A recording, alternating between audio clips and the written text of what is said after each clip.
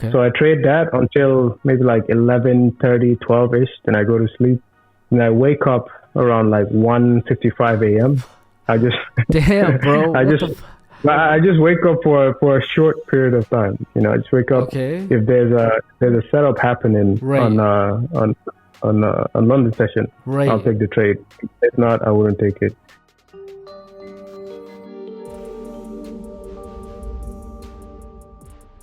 Welcome everyone to another episode of Traders Talk Podcast, where we sit down with some of the best traders in the game, funded, non-funded, so we can hear their story, hear their struggle, and we can use that fuel to light our own fire, man. Today I got Momo with me. If you guys are on the Instagram trading game, you probably know who he is. He has lots of followers. I've been following you for a minute, man. Probably I'd say over like almost close to a year. And yeah, man, you've been creating some great content. So today we want to get the chance to hear Momo's story, man. You guys already know the questions I always ask, so I really want to get to know his story. Thank you for coming on, man. How are you doing today? Doing good, man. Glad to be here. It's an honor. Sick. So let's just dive right into the first question, man. I love asking, and I really want to get to know yours because I've been watching you on Instagram. Looks like you got some really good things going on. I just want to know, Momo, so obviously you're a full-time day trader. This is what you do for a living, correct? Like this, this is what you do, Yeah. right? So before you transitioned to being a full-time day trader, like what was life like for Momo? Like what were you doing? Were you in university? Were you in school? And if you were in school, what was the game plan after? Like what was happening before you found out about trading, and when did you really find out about it? Yeah, so life before trading, I was in university. I was studying biomedical engineering. Okay.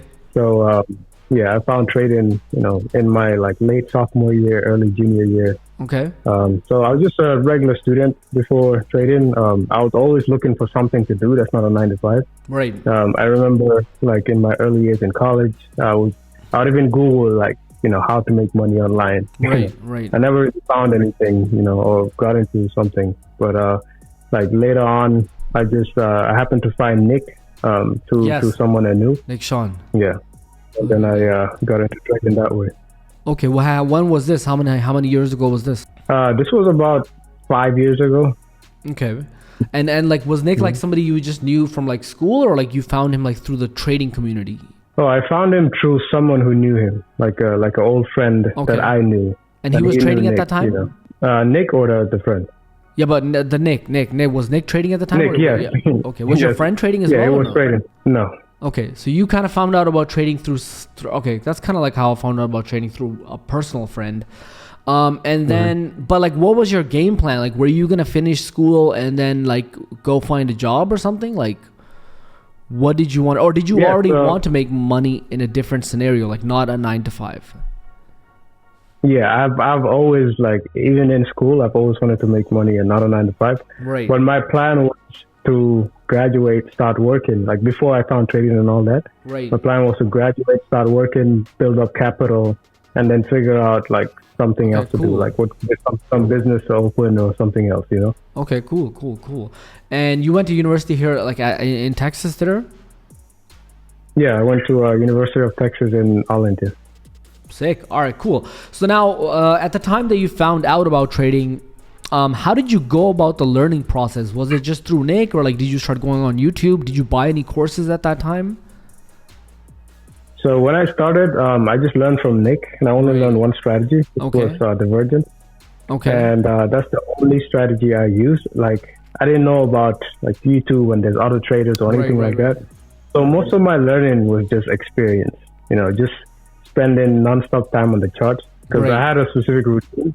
Okay. I would go to school, I would like come home, either I'm playing a video game or I'm studying, or even if I'm at work, I'll be trading. I'll be looking at the charts somewhere, somehow.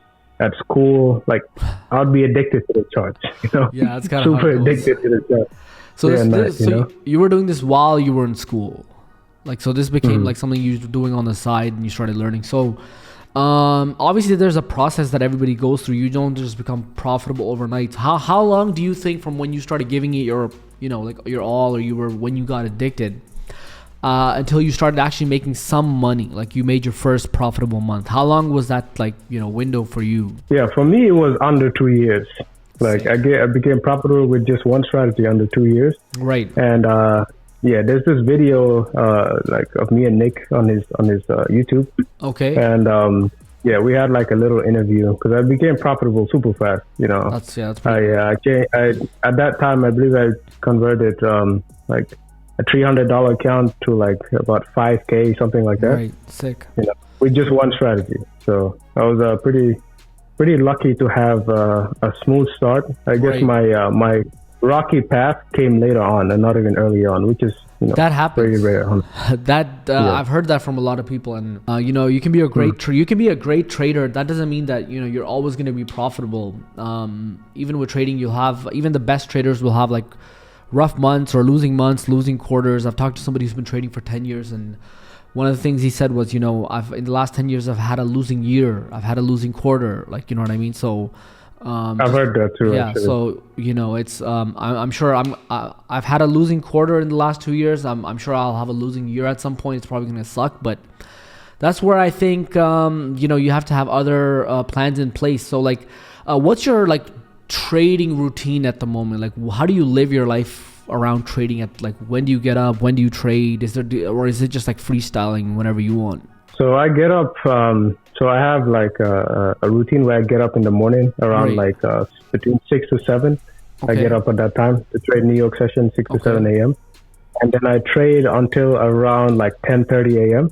Okay. And then I don't trade or do much with the charts until around like 6:30 p.m. again Central Time. So like around And before I Asia trade. open? Mhm. Okay. So I trade that until maybe like 11:30, 12ish. Then I go to sleep. And I wake up around like 1:55 a.m. I just Damn, bro. I What just the I just wake up for a short period of time. I just wake up Okay. if there's a setup happening Right. on London session. Right. I'll take the trade.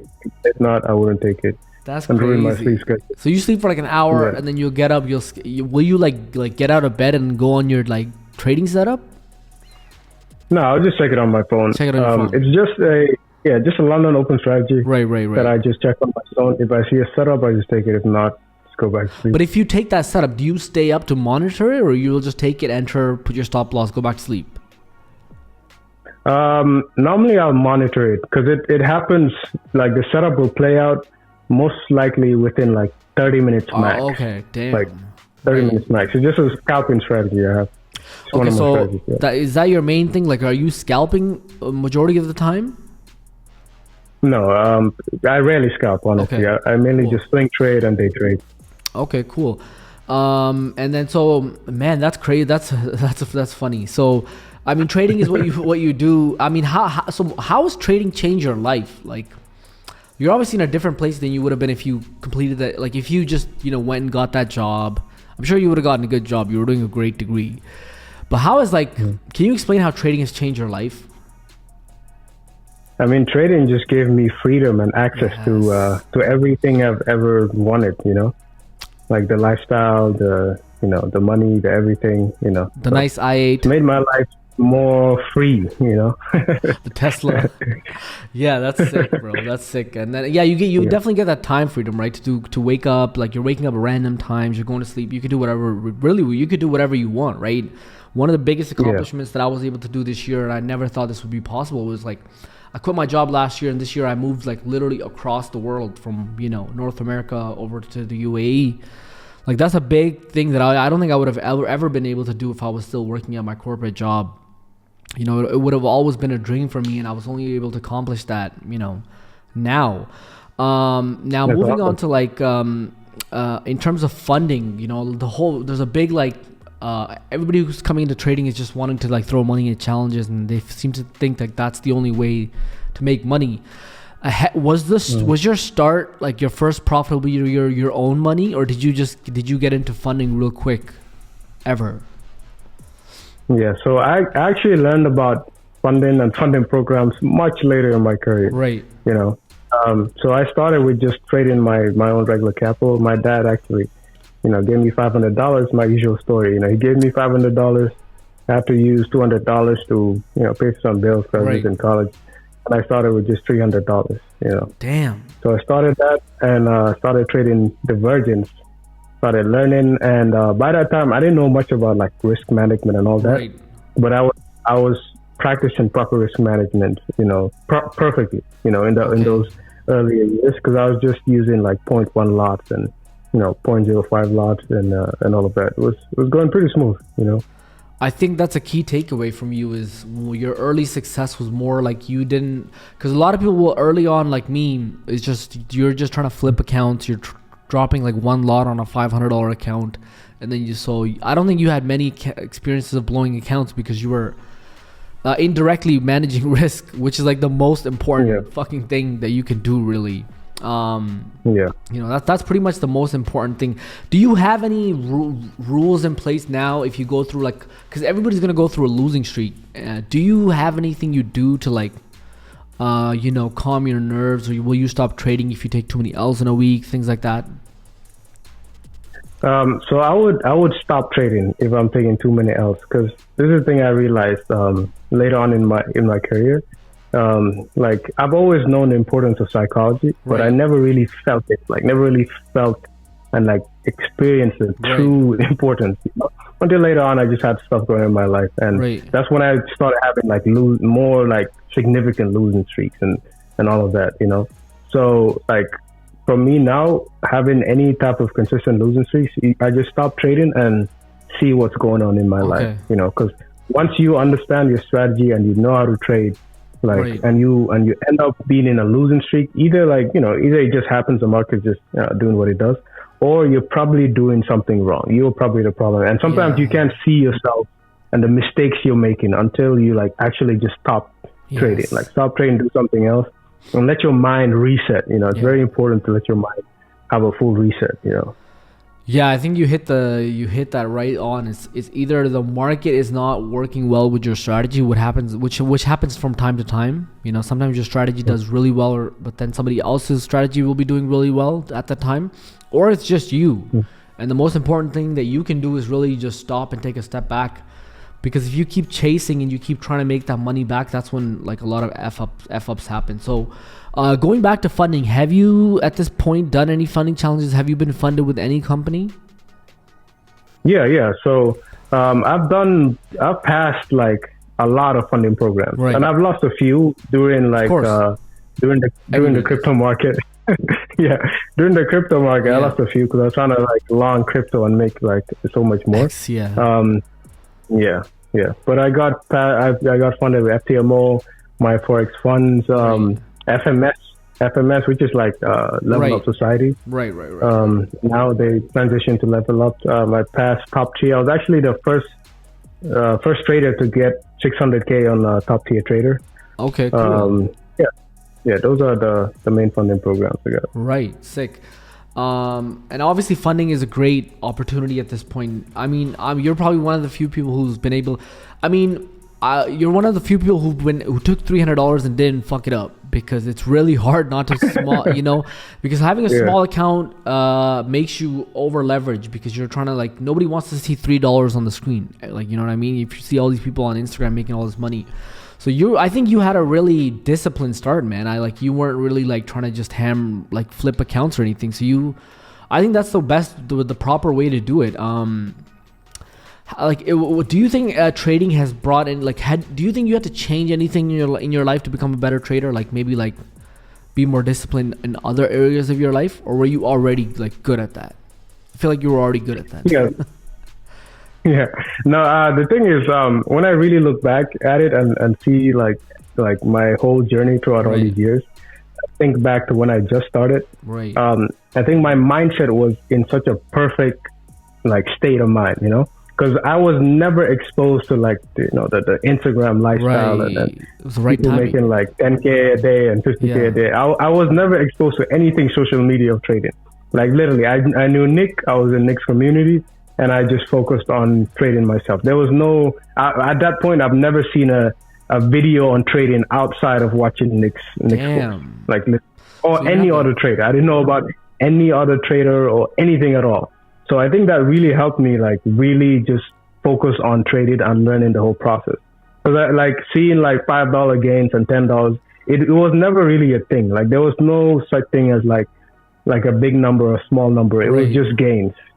And like I said, by that time, I didn't even know about percentage risk, even though I was risking like maybe Already less than doing even it, 1% yeah. trade. Yeah, I think it was everything was the just. I think it was just grace. When I really sit down and think about it, I think it was just a blessing I had to have that experience so early on. yeah. And it really helped me lift my whole career with trading. I think it was the perfect timing for you because now if you go now you're Yeah, that guy that people can see on Instagram and follow you and shit. But I mean now yeah, anybody who comes in, there's all these we know majority of these are like fake, but people posting all these crazy numbers and everybody's Mhm. making $10,000 a day. So people see that now and when they come into trading, they want to make that type of money right away. When in reality, you're not gonna probably make that for a couple of years, yeah, right? And unless you have a yeah, large amount of capital, even with funding is great, but like it's so easy to lose these accounts. Like I've been funded with like almost every company. I've been interviewed by two of them. It's not easy. Like, and we all know trading is not easy. But so Momo, like during that, I mean, you had that weird experience when you were in school, so you were focused on school. You probably even had like some side job like this. It wasn't like for you trading wasn't like a do or die situation. Like I got introduced to trading when I was fed up with my job. There was nothing else I wanted to do. So when I was failing, it was like really a struggle to keep going. A lot of other people that are listening probably know it's really hard to keep going when you're not making any money. Like what kind of kept you trading? Like did you figure out like I could probably make a career out of this? Did you see Nick and he was already making money, so you're like, maybe if he's doing it, I'm gonna be able to do it? Like what kept you pushing through that time? Like why didn't you just quit if you didn't make money for like a year? yeah. So for me, like I was making money in my early years. Damn. That's the thing. I was seeing, and like it's so crazy because like everyone's story is like the complete opposite. 100%. Yeah, I was making money in those earlier years. Right. I was learning a lot, trading divergence. So there was never a like you have to give up. Like it was never super stressful because, like you said, like right. when I it was the perfect timing for me. There was no like do or die situation. I was in Right. school, getting my degree. In my mind, I already like I can get a job, I can trade, You're I can safe.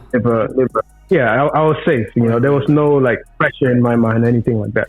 So with all those factors, I've never been exposed to all the, all the nonsense you see on Instagram and all that stuff. Right. I think all of that came together perfectly, and I was in the perfect mindset.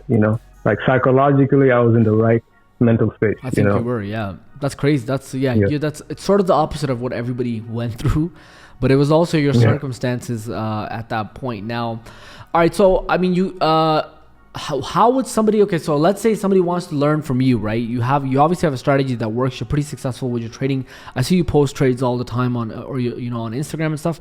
If somebody that's listening to this wants to learn from you, we'll leave some links in the description below. But what is the one way that they can get access to you? I mean, I have an online course. Okay. The course goes through all my strategies. Right now, I teach 6 of them. Okay. I have a few more, but I teach 6 of them, and they're all like super interconnected. Very easy to learn. It's not too much information or anything like that. And through my course, there's my Discord and all that. Okay. We have a conversation with my students. People can schedule like one-on-one calls. Okay. And all of that. Cool. So people can do one-on-ones with you as well. Mm-hmm.